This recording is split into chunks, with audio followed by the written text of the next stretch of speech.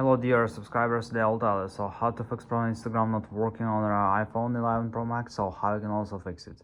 So first thing, just try to update your app. So you can also just go to App Store.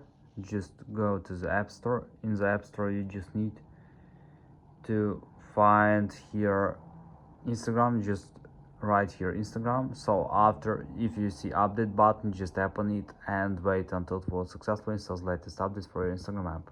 So after, you can try to update your phone. So just go to the general, just open update, software update, just tap on it, and if you see available update, just tap on download and install and wait until it will successfully install latest updates for your phone.